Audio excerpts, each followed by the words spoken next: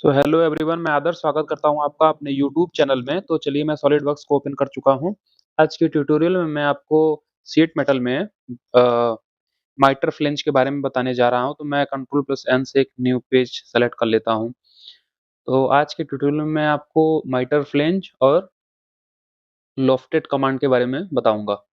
तो कमांड पे प्रोसीड करने से पहले हम एक प्लेन ले लेते हैं। तो मैं यहाँ पे एक प्लेन सेलेक्ट कर लेता हूँ। शीट मेटल वर्क है हमारा ये।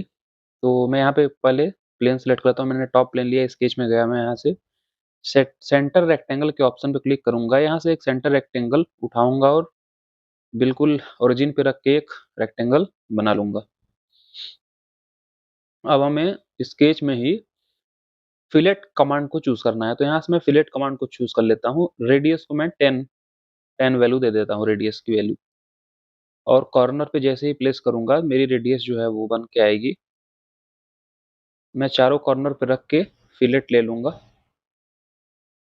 मैं फिलेट इसलिए यहाँ पे यूज कर रहा हूँ क्योंकि शीट मेटल वर्क में जो भी एज दिए जाते हैं वो फिलेटेड एज होते हैं। क्योंकि अगर कॉर्नर एज रहेगा तो हमारा जो फंक्शन है वो परफॉर्म करके नहीं आ पाएगा। तो हम फिलेटेड एज ले रहे हैं यहाँ पे, स्मूथ एज। अब हमें स्केच आउट होने से पहले हमें एक क्या करना है, हमें इस रेक्टेंगल को कहीं से एक पॉइंट ब्रेक करना है। क्योंकि शीट मेटल वर्क में यदि कोई क्लोज एंटिटी है तो उसका शीट मेटल वर्क में परफॉर्मेंस मतलब उस वो परफॉर्म नहीं हो पाता है। तो हमें कहीं से भी एक लाइन को इसको ब्रेक कर लेना है। तो हम सिंपली लाइन को सेलेक्ट करेंगे। लाइन को सेलेक्ट ना करके हम सीधे सेंट्रल रेक्टेंगल को चूज कर लेते हैं। यहाँ से सेंटर रेक्टेंगल को मैंने चूज किया। बिल्कुल मिड पॉइंट पे कर्सर को रख के एक रेक्टेंगल क्रिएट कर लेंगे। इसका जो विड्थ है हम 1 mm दे लेते हैं।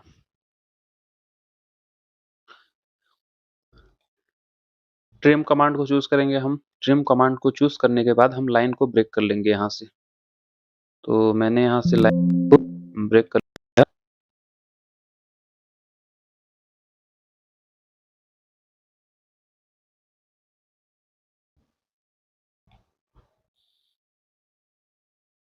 1 by 1 करके पूरे लाइन को हमें हटा लेना है। तो मैं लाइंस को हटा लेता हूँ। पूरी रेक्टेंगल को जो जो मैंने सिलेक्ट किया था वो मैंने क्लियर कर दिया। और देखिए यहाँ पे जो होल रेक्टेंगल थी उसमें मतलब बीच में गैप आ गई है। तो हम ओके पे क्लिक कर देंगे। हमें तुरंत स्केच आउट हो जाना है। स्केच आउट होने के बाद अब हमें क्या करना है, कंट्रोल 7 प्रेस करना है आइसोमेट्रिक व्यू में आने के लिए। अब यदि हम लोफ्टेड कमांड का यहाँ पे यूज कर रहे हैं तो हमें एक दूसरा प्लेन चाहिए जहाँ तक हमें लोफ्ट करना है। तो हमें एक प्लेन क्रिएट करना होगा। तो आइए मैं इस ट्यूटोरियल में आपको प्लेन भी क्रिएट करना सिखा दूंगा कि प्लेन कैसे क्रिएट किया जाता है। तो मैं जो ये एंटिटी जो भी फिगर बनाई गई है वो टॉप प्लेन पे है।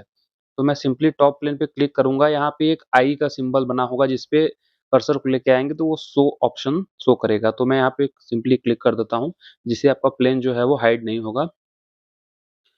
अब हमें फीचर्स पे जाना है। फीचर्स पे जाने के बाद हमें रेफरेंस जियोमेट्री पे क्लिक करना है। यहाँ पे ऑप्शन दिखेगा आपको प्लेन का। तो मैं सिंपली प्लेन पे क्लिक कर देता हूँ।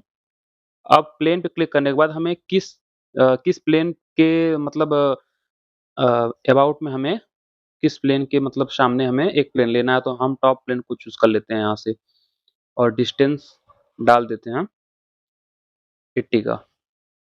मैं प्लेन क्रिएट कर चुका हूँ यहाँ पे। अब हमें जो स्केच करना है वो प्लेन 1 पे करना है, जो मैंने प्लेन अभी रिसेंटली क्रिएट किया है। तो मैं स्केच पे जाता हूँ, स्केच पे क्लिक करता हूँ। अब मैं ये प्लेन सेलेक्ट कर लेता हूँ कि मुझे इसी प्लेन पे स्केच चाहिए। सर्कल को मैंने चूज किया और एक सर्कल को मैंने ड्रॉ कर लिया। अब इस सर्कल को भी हमें एक जगह से ब्रेक करना है। तो मैं सिंपली लाइन कमांड को चूज कर दूंगा, चूज यहाँ पे करूंगा और कहीं पे कर्सर को रख के मैं इसको कट कर लेता हूँ। तो मैंने सिंपली लाइन को चूज किया। ट्रिम पे जाना है हमें। ट्रिम पे जाने के बाद 1 by 1 करके सबको ट्रिम कर लेना है।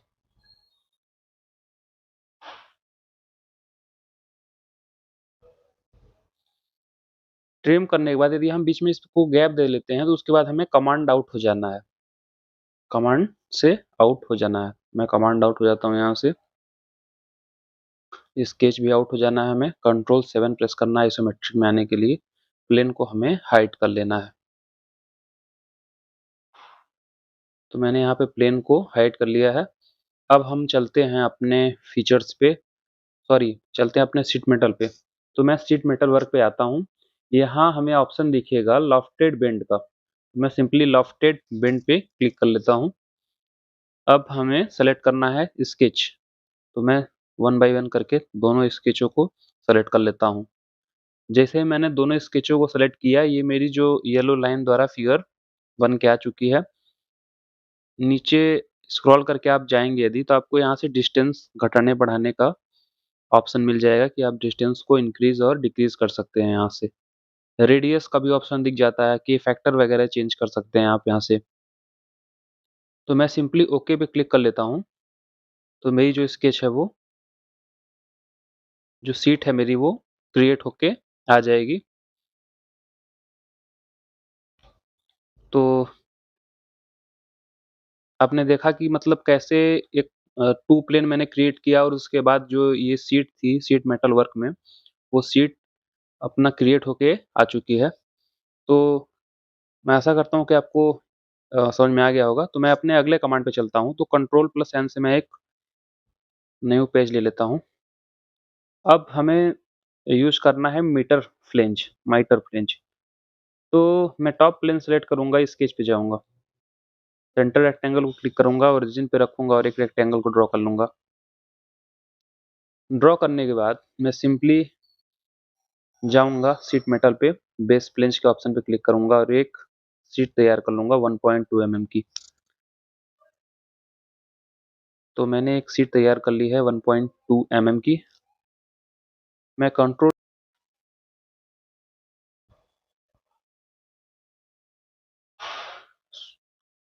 मैं स्केच पे आता हूँ, स्केच सेलेक्ट करता हूँ और ये प्लेन को सेलेक्ट कर लेता हूँ कि हमें यहाँ पे स्केच करना है। मैं सिंपली लाइन को सेलेक्ट करूंगा और एक लाइन ड्रॉ कर लेता हूँ, ताकि आपको माइटर फ्लेंज जो है वो अच्छे से समझ में आ जाए। तो मैंने एक लाइन कमांड लिया और दो लाइन मैंने क्रिएट कर लिया एंगल पे।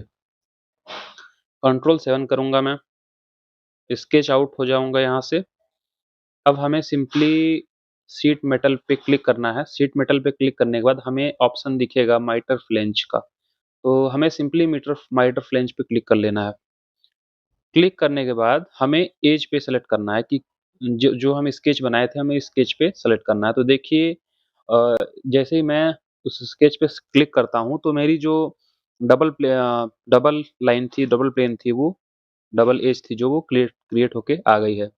अब हम वन बाय वन करके अपने चारों बाउंड्री को सेलेक्ट करेंगे। तो मेरी चारों बाउंड्री जो है वो सेम एज में आ जाएगी। तो जैसे मैं ओके पे क्लिक करता हूँ, मेरा जो पूरा फिगर है वो शीट मेटल में कन्वर्ट हो जाएगा। तो माइटर फ्लेंज का मतलब ये है कि मोर देन वन एज और more than two edge create होके आ सकती हैं एक बार में ही। तो ये था माइटर फ्लेंज का कमांड का यूज़। तो मैं आशा करता हूँ कि आपको वीडियो अच्छी लगी होगी। हमारे चैनल में लास्ट तक बने रहने के लिए बहुत बहुत धन्यवाद।